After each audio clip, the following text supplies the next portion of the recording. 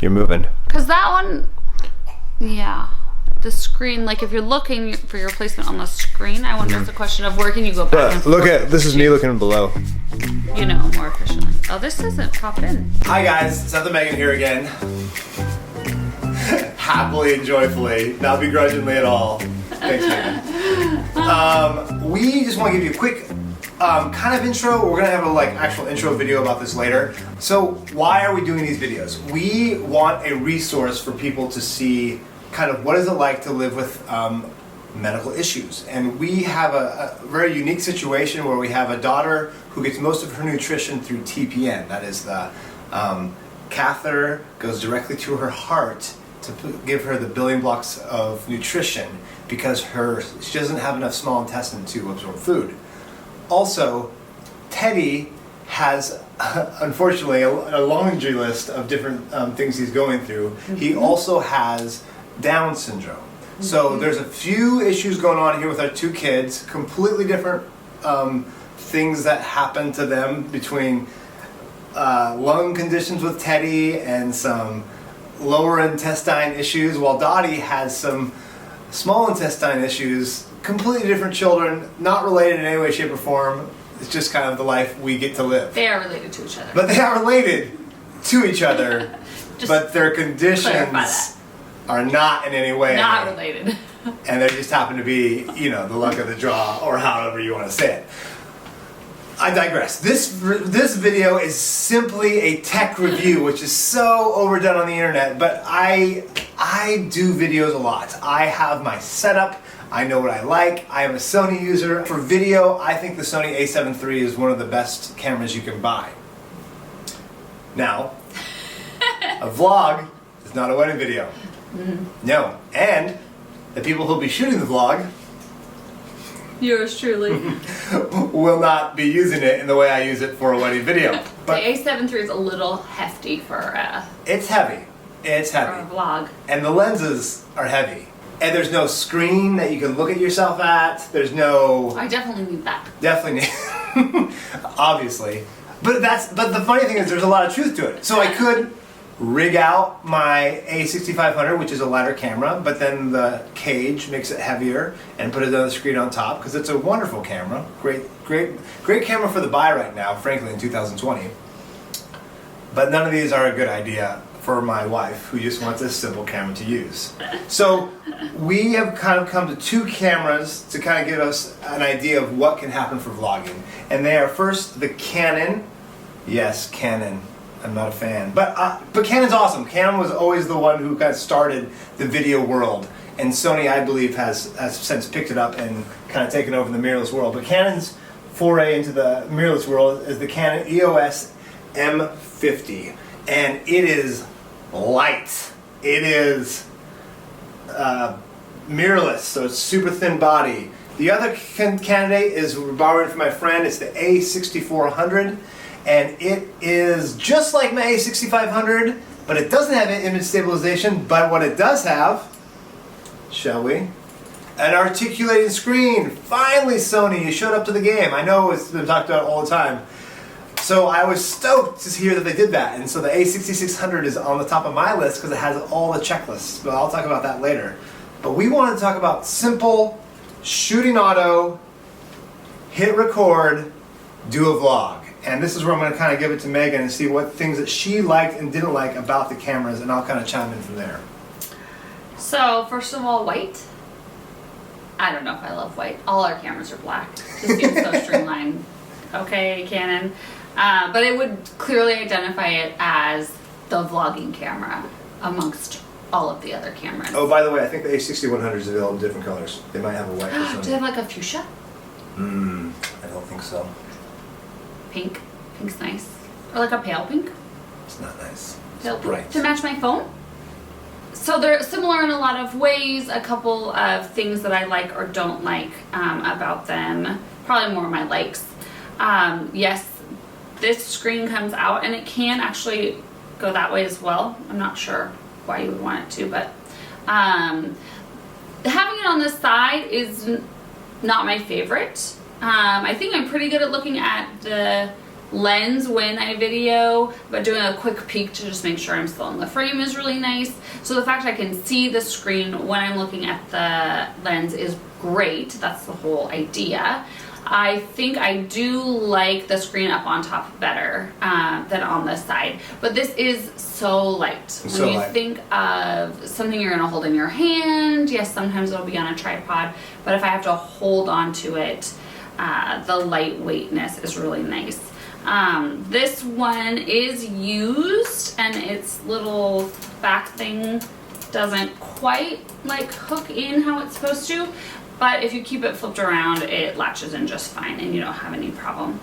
Another thing that's really great about this camera is the record button is actually right up here on top. So again, when you're looking at it, I can see that record button and I can easily access it, and I can push that button to start my recording. I don't have to go around to the back of the camera to find that button. And this one, something that's super unique about it compared to the Sony is that its screen is a touch screen. So even though right now I haven't played with it that much, I think that could also be along the same lines of having that button up front, having that touch screen.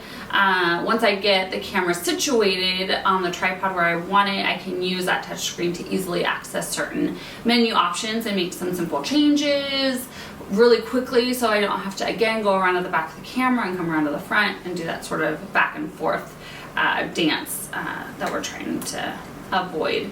This actually, Seth just showed me, I kind of like it. It's this little lock on this lens, and it might just be this lens, but you can, it doesn't like turn. So if I take this and I just toss it in my purse gently, set it in my purse. It won't be gently. Or diaper bag, or you know, whatever. I don't have to worry about that lens opening and closing and things getting into all of the nooks and crannies. So I really like that. So simple stuff. This one, if you have a tripod, we use the Manfrotto plates. It does cover your battery compartment and your SD card compartment, so you have to take the plate off to access that and then put the plate back on, which sort of defeats the point of the plate, which is always leaving it on. It's a negligible amount of extra weight, but it's quick on and off a tripod to go from being on the tripod to moving around the room, interacting to gimbal, with kids. To the little GoPro-y thing. Like that. It's time to hook up Dottie's G2 within the next 30 minutes.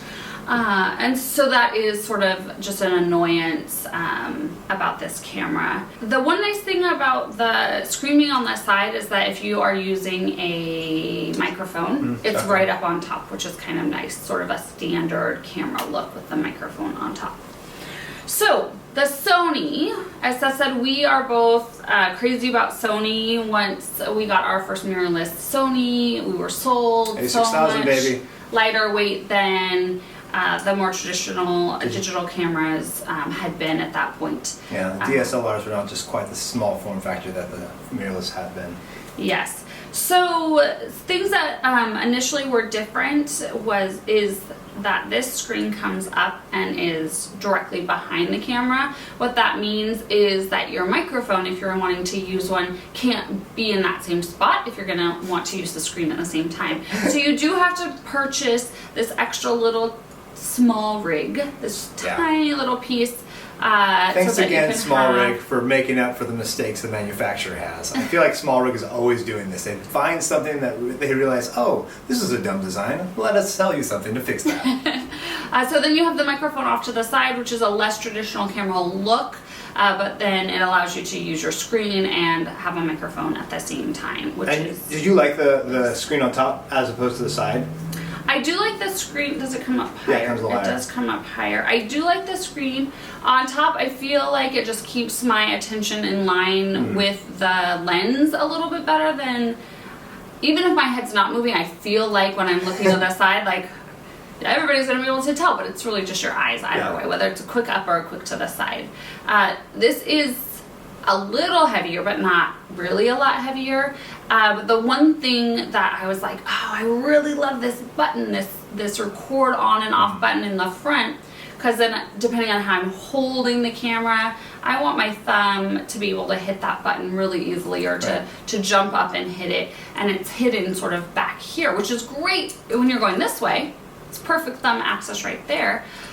But what we figured out is that you can actually program the shutter to be your on and off camera switch. So if your camera is set Thank you, Sony. to record, so it's not on auto or any other setting, but just on record, you can use that shutter as your on and off for the recording, which solves that problem. Yeah, that literally is why I like the A7 III better than my A6500, is because I can program the shutter button. So all my A7 IIIs are set up the same way. Sony, thank you for doing that for the A64 and the 6600. Yes. Awesome. You can see we've got our plate down here and still have access to that panel underneath for the battery and the SD card. A couple things just for us that are nice about the Sony is, since all of Seth's cameras are Sony, if I forget to charge my battery or something like that and I need or want to do some recording, I can do a quick swap or snag some of his batteries, which is handy. Whereas if I switch to the Canon, I've got my own batteries and I have to be even more responsible to charge them all the time, which is probably good in some ways. I will say the screen up on top feels a little smaller, like than the screen off to the side, and maybe it's the screen size. You can see the difference, how you can clearly see this whole screen. It's true. And here, yeah, it's definitely, you don't see quite all of the screen, and maybe the screen in and of itself is a little bit smaller. Yeah, I think it is. It seems like it might be. So the screen is a little bit bigger, which could be, could come in handy. But you can't see the whole thing. You're right. Like when you, like this, even this, it's a little bit, you're not seeing part of it. It's a little blocked, which is kind of annoying because your goal is to see it. So I'm not sure. I assume it's for strength is why Sony did that, but. Yeah, or just the design, you know, because you've got this kind of big eyepiece here, and maybe that's about all they could do without it being so much heavier. Well, the price point is also a factor. Yeah. This one, not only is this particular camera used that I have in my hand, the price point of this camera is less. Yeah. New. It's what, $650? Yes, I think so. Like 600. 600 for the body, maybe 700 with a kit lens. I'm not sure. So this but it's camera, pretty inexpensive. Body and this lens from our local camera shop, Focal Point. It's like around $500 used or $450 used, I think. I think they said $450 that we could purchase this camera and lens from And that's them. pretty comparable to what you see online as well, around $450 to $500 used with the kit lens. This camera new is, I think $800 or $900. $800 or $900 without a lens. $800 without the lens, I believe. $900 with the lens. With just a standard sort of kit, simple kit lens. So it sounds like if you use this camera without a plate and just a microphone, this is great. Yeah. Go vlog with this today. If even in 2020, it's I feel like we great. should be getting paid for this promotional video. Yeah, no one watches our channel, so it doesn't matter. The point is, all these tech reviews are the same. What's the most useful for your dollar and for your situation? Because obviously, you don't need in-body stabilization for a vlog. None of these have in-body stabilization. Am I going to buy the camera with in-body stabilization? I probably am. Because then I can use it later for my videos and you get that smooth, buttery footage. And it also has... I want smooth battery. Smooth battery footage. This battery for Sony, while better than the Canon, is still trash. While the new A6600 battery is amazing, lasts forever. Yes. But we'll cross that bridge and see if it's worth the $1,400 price tag as opposed to $450. So $1,000 more. Is it $1,000 more of a camera than this? No, not at all. So this is a great deal, and we might just pick up this to have it, so Megan can do just what she said: throw it in her purse, vlog, and not worry about anything I do. So, anyways, I digress. All right, well, here we go. I'm going to Focal Point to decide what camera to buy, and quite honestly, I haven't made a decision. The Canon M50 is super lightweight. And it feels like a vlogging camera. It does what it needs to do. The settings work fine. The sensor's great. Battery's garbage. I don't like how the door is obstructed by my plates. But I do like how you can have the screen out and you can have the microphone on top as well, without a little small rig. The Sony's pose a bigger problem because they have to decide if you're going to go with the A61, A64, or A66. A61 makes a little bit of sense because it's a similar price range to the Canon M50. And it has a lot of the same features. The 64 seems so similar to the A61. Just it's a little bit of, it seems like a little bit stronger of a camera, weather sealing and whatnot. That A6600 checks off all the boxes. Love the battery life. Love the new handle. Love that articulating screen. Love that it has in-body stabilization. But now let's talk about price. It's $1,000 more to get all the things I want from one camera. Why don't I just buy a $450 vlogging camera and then buy another $1,000 A6500 and get two decent cameras for the price of the one Sony A66? I don't know. I have a feeling it's going to bite me in the butt later when I keep the same crappy batteries in the Canon and the Sony. Because the thing about when you're doing a wedding, that battery life is so important. But for vlogging, it don't matter. You only need it for like 10-minute spiels or little clips here and there. And you're never far away from a charger because you're at your house. I don't know.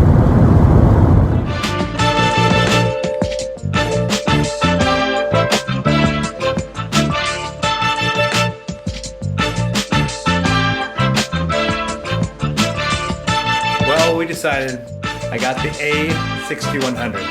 Now, while it wasn't as killer of a deal as the M50, it checks a lot of boxes. A big one, I can keep my plate on here. I can use batteries I already have. I can use lenses I already have. There you go. Not too exciting, but still, we've made a decision. The A6100 for vlogging. Woo! That took way too much time.